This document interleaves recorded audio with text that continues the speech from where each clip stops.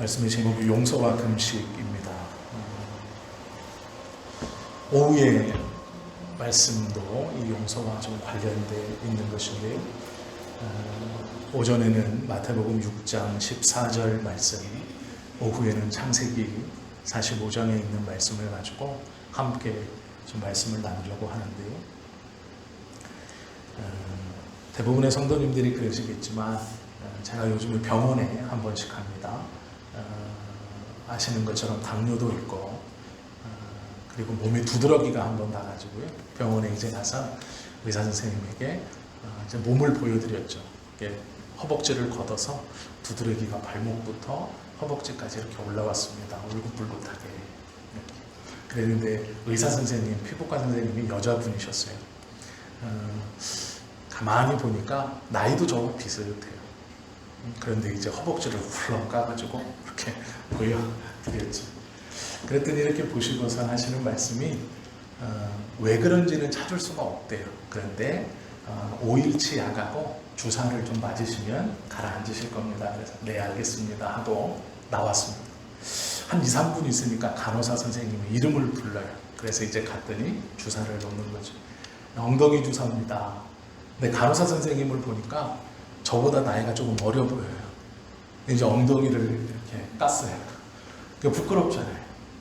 그래서 침대에 이제 반쯤 누워 있었습니다.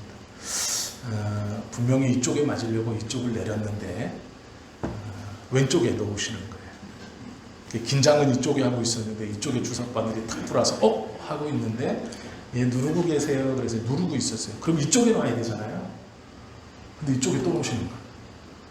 그래서 같은 쪽에 두 대를 맞고 놀란 상태로 나와서 이렇게 있었어요. 그리고 이제 말씀을 함께 준비하면서 한번 생각해봤는데 재미있는 생각이 난 거예요. 어떤 생각이 났냐면 이런 생각입니다. 저는 환자로 선생님에게 갔어요. 그래서 제 허벅지를 끝까지 다 걷어서 두드러기가 난 걸 보여드렸어야 했어요. 그런데 이게 만약에 의사 선생님이 아니라면 그렇게 보여주면 안 되는 것이고 또 보여주는 것이 수치인 것이죠. 나이도 비슷하고 더군다나 이성이었습니다. 간호사 선생님에게도 마찬가지예요. 나이가 40이 넘어서 엉덩이를 까고 그 20대 중반의 선생님에게 엉덩이를 보여준다는 건 병원이 아니라면 주사를 맞는 것이 아니라면 해서는 안 될 일이고 부끄러운 일이죠. 그런데 이 모든 것들이 자연스럽고 용납되는 이유가 병원이기 때문이고 의사 선생님이기 때문이고 간호사 선생님이기 때문이죠. 마찬가지로 하나님 앞에 나아가서 예배한다라는 것은 의사에게 우리의 몸을 보이는 것과 똑같은 겁니다. 숨기는 것이 능사가 아니고요. 부끄럽다고 생각하면 안 되는 것이고요. 또 의사 선생님에게 가서 내 몸이 좋고 운동을 열심히 해서 근육이 이만큼 있고라는 걸 보여주는 게 아니라 내 연약하고 약한 부분, 때로는 보기 싫게 변한 부분, 환부를 제대로 보여드리고 증상을 정확하게 얘기해야 잘 고칠 수 있는 것이죠. 하나님 앞에 나오는 예배나 기도가 마찬가지입니다. 하나님 앞에 정확하게 보여드리고 정확하게 이야기할 때 하나님께서 우리의 기도와 우리의 예배를 받으신다라는 것이죠. 하나님 앞에 나아갈 때 예배나 기도가 응답되어지고 연락되어지는 조건이 두 가지가 있습니다. 하나는 정직함이고 또 하나는 겸손함입니다.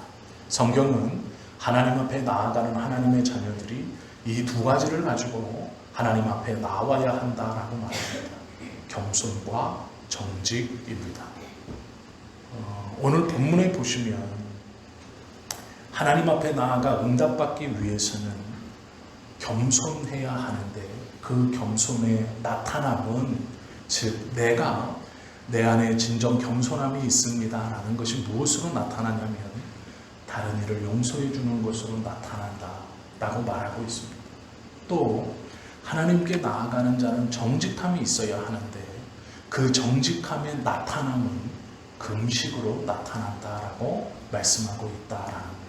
즉 하나님께 나아가는 자는 겸손과 정직이 있어야 되는데 그 말은 겸손함은 용서함으로 드러나고 정직함은 금식함으로 드러난다라고 말씀하시는 것이죠. 다른 사람을 용서하려면 하나님께서 나에게 말씀하시는 것이 무엇인가라는 걸 정확히 알아야죠. 14절과 15절은 그 말씀이죠. 너희가 사람의 잘못을 용서하면 너희 하늘 아버지께서도 너희의 잘못을 용서하시려니와 너희가 사람의 잘못을 용서하지 아니하면 너희 아버지께서도 너희 잘못을 용서하지 아니하시리라 라고 말씀하고 있습니다. 책을 보시다 보면 아마 옛날에 보셨던 책이건 지금 읽으시는 책이건 모든 책에는 각주라는 것이 있습니다. 어떤 책의 내용이 있고요. 특별한 단어나 설명이 필요한 것에 순서를 번호를 매기고 그 책 하단에 그 동일한 번호 옆에 보면 그 단어나 그 내용의 설명이 쭉 써 있어요. 이 단어의 사전적 뜻은 무엇이고 어떤 때 썼습니다. 이런 설명이 붙어 있습니다. 이걸 주라고 부르죠. 보통 우리가 각주라고 하죠. 오늘 마태복음 6장 14절부터 18절까지의 말씀은요. 하나님께서 6절부터 예수님께서 6절부터 13절까지 알려주신 주님의 기도에 대한 각주예요. 6절부터 13절까지 예수님께서 알려주셨어요. 너는 기도할 때에 그러면서 어떻게 기도해야 하는가를 6절부터 말씀하시고 11절부터 13절까지 우리가 다 암송하고 외우는 이 주 기도문을 계속해서 설명해 주세요. 그리고 14절부터는 이 예수님이 친히 가르쳐 주신 기도문의 각주입니다. 즉 무엇이냐면 이 주님의 기도를 듣고 배우면서 소홀히 할 수 있고 잘 몰라 헷갈릴 수 있는 것을 부연 설명해서 토를 달아주신 것, 설명을 달아주신 것이 16절 이하의 내용입니다. 그래서 이 16절은 주님의 기도와 함께 보아야 하는 겁니다. 그리고 주님의 기도를 예수님께서 친히 가르쳐 주시고 중요하게 여기는 두 가지를 가르쳐 주셨는데 그 한 가지가 용서이고 두 번째가 금식이에요. 그런데 이것은 단순히 용서와 금식이 아니고 겸손과 정직이라는 것으로 표현되어지고 이것을 가르쳐 주시는 것이죠. 그렇기 때문에 오늘 우리는 이 두 가지를 바르게 할 때 하나님께 나아가 나의 기도가 응답받는 방법, 또 우리의 예배가 하나님께 드려지는 귀한 요건이 무엇인가를 배울 수 있다라는 것이죠. 이것을 잘못 생각하시면 내가 다른 이의 죄를 용서하지 못하면 하나님이 나의 죄도 용서해 주지 않으니까 내가 억지로 강제로 다른 사람의 죄를 용서해서 내가 천국에 가야 되는구나, 구원을 받아야 되는구나 이렇게 느끼실 수 있습니다. 또 어떤 분은 이 본문을 가지고 다른 사람의 죄를 용서하지 않는 것으로 하나님은 너희의 구원을 취소시킬 수도 있다라고 말씀하기도 합니다. 그러나 그렇지 않아요. 우리가 오늘 보았던 14절부터 18절까지의 말씀은 주님의 기도의 각주입니다. 이걸 따로 떼서 보시면 안 돼요. 우리가 설령 다른 이의 죄를 용서하지 못한다 하여서 예수님께서 나를 위해 흘려주신 십자가의 피의 공로가 약해지거나 취소되는 것이 아닙니다. 하나님께서 우리에게 베풀어 주신 구원이 그것으로 말미암아 움직이는 것은 아니에요. 이 본문을 정확히 이해하려면 주님의 기도에 붙어있는 설명이라는 것을 이해해야 합니다. 그러면 왜 이 말씀이 주님의 기도를 가르쳐 주시고 그 밑에 특별히 각주처럼 붙여주셨는가? 중요하기 때문이죠. 우리가 중요하다는 것은 다 알 수 있죠. 우리는 어떤 사람에 대한 용서 그리고 이해라는 것을 할 때 우리가 그 사람에게 보고 느끼고 배운 것으로 판단합니다. 저 사람이 좋은 사람이에요, 저 사람은 나쁜 사람이에요 라고 말할 때 우리는 우리가 느끼고 보고 배운 것만을 가지고 판단하고 말하죠. 연예인들 중 이미지가 좋지 않은 사람, 언론에서 계속 좋지 않은 이야기가 나오면 우리도 저 사람은 나쁜 사람이야. 내가 TV에서 보니까 이런 나쁜 짓을 하더라고. 나쁜 짓을 했더라고. 라고 이야기합니다. 그리고 사진이 하나 나오죠. 그러면 얄밉게도 그 사람이 참 환하게 웃고 있어요. 그리고 그 주변의 사람들이 그 사람과 함께 대화를 하고 있거나 이야기를 하고 있습니다. 그러면 우리는 참 이 나쁜 사람이 위선 떨고 있네 이렇게 생각해요. 우리는 사람을 판단할 때 우리가 느끼고 보여지는 그 몇 가지로 사람을 판단하죠. 그러나 잘 생각해 보셔야 돼요. 우리가 느끼는 그 사람에 대한 것이 그 사람의 전부가 아니죠. 내가 좋아한다고 좋은 사람이라고 말하는 그 사람이 어떤 사람에게는 참 못되고 나쁜 사람일 수도 있다라는 것이죠. 우리 모두는 드러난 죄보다 감추인 죄가 더 많은 사람들이다라는 것이죠. 몇 년 지난 이야기지만 유명한 문단의 시인이 자신의 제자를 성추행한 일로 문단에서 거의 추방되듯이 대부분의 시집이 절판되고 그것들이 이렇게 좀 부정한 것으로 여겨졌죠. 그리고 나서 몇 년이 지나 올해 제가 신문을 보니까 이분이 이제 다시 글을 쓰고 시를 쓰기 시작했다. 그러면서 출판사와 그런 이야기를 하고 있는데 독자들이 그 출판사의 책을 불매운동하고 있다라는 내용을 보았습니다. 충분히 그럴 수 있다고 생각합니다. 그리고 그래야 하죠. 그러나 문제가 있습니다. 그것이 무엇이냐면 우리는 자꾸 우리가 보여진 것으로 내가 아는 것으로 모든 것을 판단하려고 한다라는 것이죠. 용서하지 못한다는 것은 그 사람이 나에게 보여준, 나에게 행한 그 하나, 둘, 세 가지의 이유로 그 사람을 미워하고 용서하지 못하고 있죠. 누군가가 다가와서 용서해라라고 말한다면 받아들일 수 없죠. 왜 그러냐면 나는 그 사람에 대한 좋은 부분을 하나도 본 적이 없기 때문이죠. 내가 용서하고 이해해야 될 부분을 내가 알지 못하기 때문이죠. 그게 우리의 한계입니다. 그게 우리의 역량이에요. 그것밖에 되지 않는 것이죠. 하나님께서 우리를 용서하셨다라는 것은 내가 하나님을 위하여 무엇을 하고 하나님 앞에 마음에 드는 무엇을 해서 하나님께서 그 이쁜 짓 하는 것 하나 두 개를 보시고 용서하신 것이 아닙니다. 하나님께서 우리를 용서했다라는 것은 우리의 모든 것을 보시고 어쩌면 우리의 모든 것이 하나님의 마음에 들지 않고 그분의 뜻을 다 반하는 것일지 모르지만 그것들을 그대로 품고 용서해 주셨다라는 거예요. 용서하라라는 말은 마음으로 네가 이해하고 품으라는 말이 아닙니다.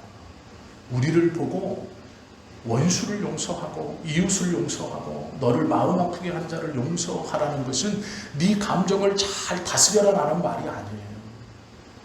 좋은 것을 보고 판단해라라는 말이 아닙니다.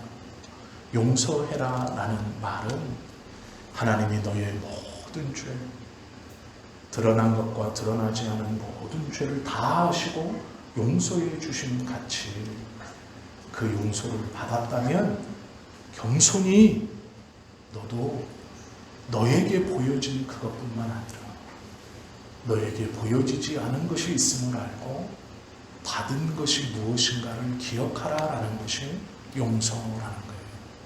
용서하라라는 것은 이웃을 용서하라는 게 아니고 하나님이 너를 어떻게 품어주셨는가를 기억하라라는 말씀이에요. 그래서 겸손하라, 겸손할 수 있는 겁니다. 우리는 사람의 한두 면만 보고 그를 좋은 사람, 나쁜 사람 이렇게 말해요. 그리고 다른 이에게도 소개하죠. 저 사람은 나쁜 사람이야, 저 사람은 좋은 사람이야. 그러나 하나님은 우리에게 베풀어 주신 용서는 우리가 지금 예배 처소에 나와서 이렇게 예배하는 하나님의 마음의 합한 모습을 보고 베풀어 주신 게 아닌 거예요. 우리가 주님을 위해서 무엇인가 하는 그것을 보고 우리에게 베풀어 주신 것이 아니다라는 거예요. 다른 이를 용서하라는 건 네가 어떠한 용서를 받았는지 아느냐라고 물으시는 거예요. 감추어진 모든 죄까지도 알고 있는 내가 너를 품었다. 조건 없이 너를 용서했다. 다른 이를 용서하라는 건 내가 어떠한 용서를 받았는가라는 것을 알아라는 말씀입니다. 그리고 그것이 겸손함으로 나타나는 것이 용서라는 거예요. 내가 이런 용서를 받았으니 그래, 이 용서를 받은 것이 그에게 드러나는 거예요. 무엇으로? 그를 이해해서가 아니고요. 그의 마음이 이제 내 마음을 움직여서도 아니고요. 시간이 지나서도 아니에요. 내 분노가 사그라졌기 때문도 아니에요. 내가 수양을 해서 내 마음의 상태가 올라갔기 때문이 아니에요. 하나님 앞에 겸손함으로 나아가기 때문에 용서하는 거예요. 이것이 예수님의 가르침입니다. 주님의 기도를 가르치면서 예수님께서 제자들에게 용서해라 라고 말하는 것은 너희가 이 큰 용서를, 모든 죄를 알고 계신 하나님께서 너희를 그대로 붙드셨으니 그 하나님 앞에 너희는 겸손할 것이다 라고 말씀하시는 거예요. 우리의 용서는 용서가 아니라 겸손의 표현이에요. 그것을 용서로 드러나게 된다라고 말씀하시는 것이 먼저이죠. 사람의 과실을 용서한다는 것은 아주 중요한 게 있죠. 첫 번째의 특징이 있습니다. 그게 무엇이냐면 그 사람이 나에게 한 행동을 반복적으로 생각하지 않는 거예요. 그가 나에게 보여주었던 그 모습과 그 행동을 반복적으로 생각하면 아무것도 할 수 없어요. 왜 반복적으로 생각하지 말아야 하느냐? 내 안에 분노와 억울함이 계속해서 쌓이기 시작하고 그 분노와 억울함으로 내 마음이 꽉 막혀 있어 하나님 앞에 예배도 되지 않고 하나님 앞에 기도도 되지 않고 하나님 앞에 찬송도 되지 않는다라는 것. 하나님 앞에 나아가는 데 있어 그것이 나를 막고 있기 때문에 생각하지 마라. 특별히 반복적으로 생각하지 마라라는 거예요.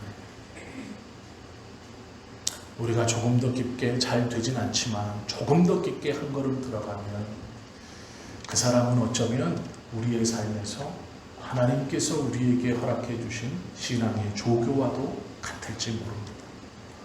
아프고 원망스럽고 힘이 들지만 그로 인해 기도하게 하셨고 하나님을 더욱더 찾게 하셨고 사람의 의지가 아니라 하나님의 도우심과 의지를 우리로 연습하고 훈련되게 하신 어쩌면 신앙의 조교일 수도 있다라는 것이죠. 우리가 용서한다라는 것은 우리가 받은 사랑의 크기가 어떠함인가, 그것이 겸손으로 드러나는 거예요. 하나님께서 우리에게 베풀어 주신 용서와 사랑이 더 크다는 거예요. 아버지를 용서하라는 말은 그 아버지를 품으라는 말이 아니에요. 하나님께서 그런 우리에게 베푸신 것이 더 크다라는 거예요.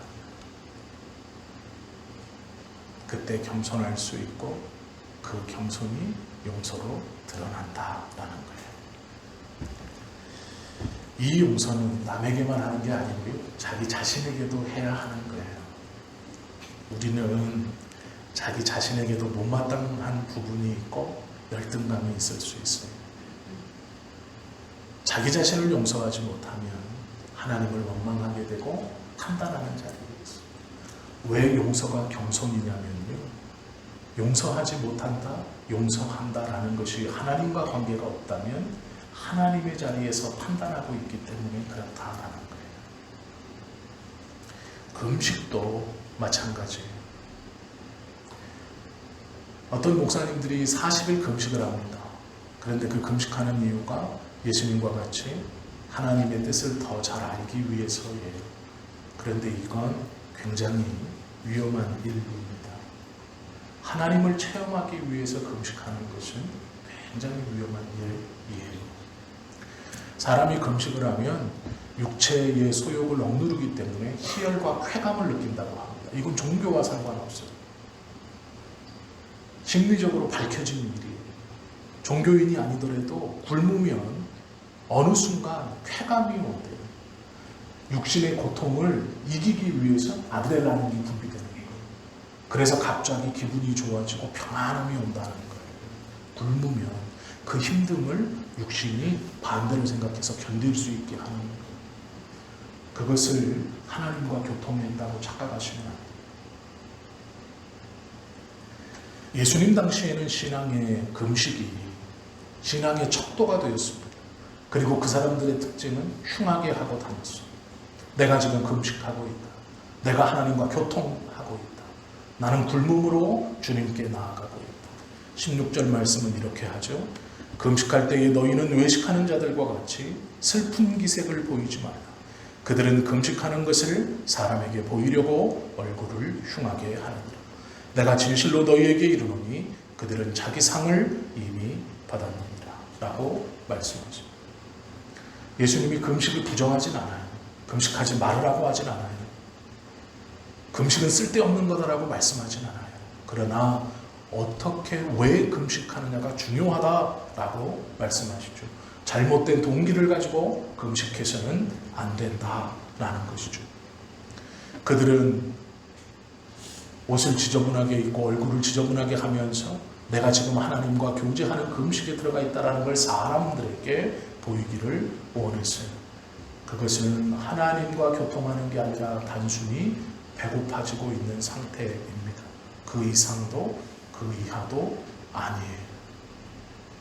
금식이라는 것은요, 우리의 육신이 하나님의 뜻대로 움직이지 않기 때문에 그 하나님의 뜻대로 움직이지 않는 육신을 치는 것이 금식이에요. 내 삶이 주의 뜻과 주님의 뜻에 맞추어 살아가는 것이 마땅함에도 불구하고 우리의 육신이 그 하나님의 뜻을 거절하여 살아가므로 그것을 쳐서 복종시키는 행위가 금식입니다. 우리는 사지가 마비된 사람처럼 하나님의 일을 하기에는 더디고 세상의 일을 하기에는 참 빠른 사람들이죠. 그때 하는 것이 금식이에요. 세상의 금식과 믿는 자의 금식이 다른 이유가 있습니다. 그것은 굶는다는 것은 똑같아요. 그러나 세상의 금식은 자신의 의지를 관철시키기 위해서 굶습니다. 똑같이 생각하시면 안 돼요. 하나님, 내가 굶습니다. 이 기도를 응답해 주십시오. 그것은 신앙이 없는 세상의 사람들이 자신의 뜻을 관철시키기 위해서 굶는 것과 똑같은 겁니다. 그것은 하나님 앞에서 금식이라고 부르면 안 돼요. 그냥 배고픈 상태. 하나님이 그것을 금식이다라고 말하지 않아요. 금식은 죽은 자와 같다는 거예요. 음식을 먹지 않는다는 것은 죽었다라는 뜻이에요. 금식은 하나님 내 뜻을 꼭 이루어 주십니다가 아니라 죽은 자처럼 이 일에 하나님의 뜻에 맡기겠습니다라는 거예요.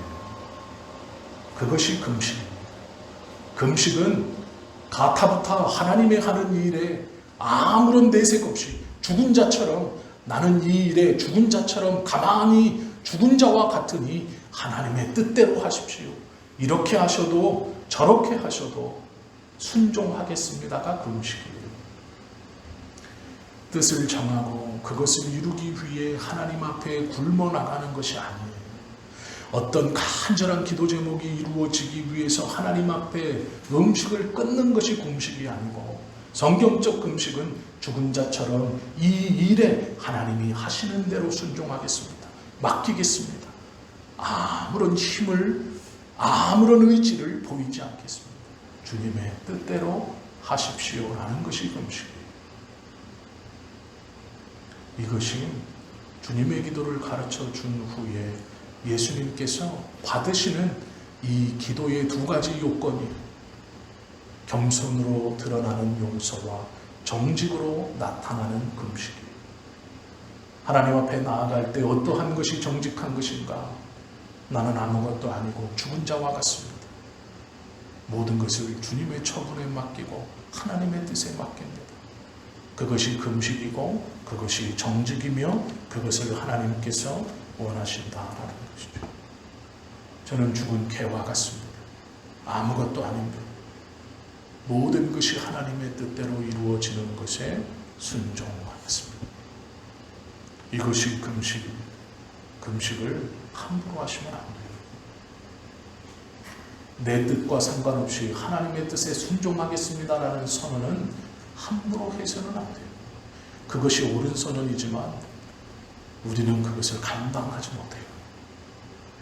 하나님이 100% 우리의 인생을 주관하시면 우리는 그것을 감당할 수 없어요. 그것을 감당하겠다고 하는 것이 금식이에요.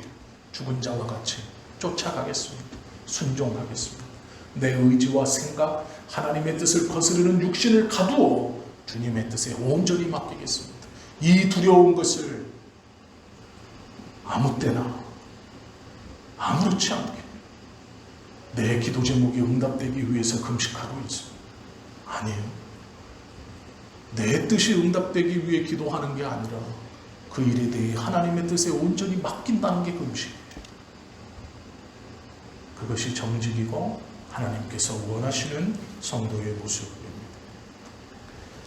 하나님께서 은밀한 중에 보시는 하나님이 갚으시리라 말씀해요. 이것이 금식이기 때문에 다 내려놓고 죽은 자처럼 하나님의 뜻에 순종하겠습니다.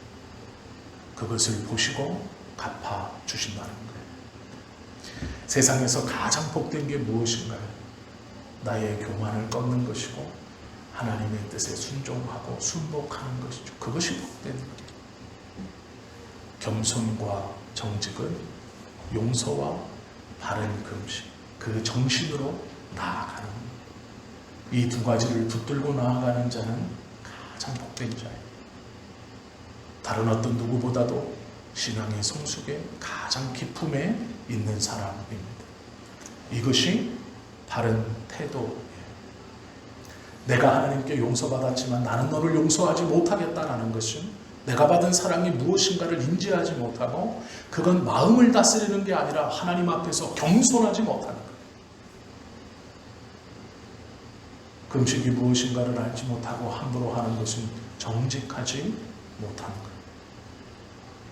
성경은 금식을 귀한 것으로 이야기하고 있어요. 모든 처분을 주님께 맡깁니다. 라는 것이 금식이다 라는 것이죠. 하나님 앞에 나아갈 때 우리에게 이 두 가지가 있어야 합니다. 겸손함과 정직함이에요. 겸손함으로 드러나는 용서, 그것은 남을 용서하고 이해하는 게 아니라 내가 받은 것이 무엇인가를 제대로 깨달은 자가 하나님 앞에 겸손할 수 있고 그 겸손이 세상 앞에 드러나는 모습이 용서함이에요. 정직함은 신령과 진정으로 하나님 앞에 나아가는 자가 세상 앞에 드러날 때 금식함으로 드러나는 모든 것을 하나님의 처분에 맡깁니다.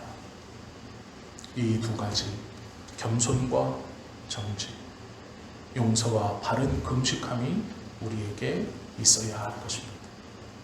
그것이 하나님께서 우리를 위해 예수 그리스도를 이 땅에 보내시고 십자가에서 죽이시고 부활하셔 보좌 우편에서 지금도 중보하게 하시는 하나님의 뜻입니다. 이것을 마음에 품고 하나님의 뜻대로 그 은혜 아래서 살아가는 저와 여러분 모두가 되시기를 예수님의 이름으로 축원합니다. 기도 드립니다.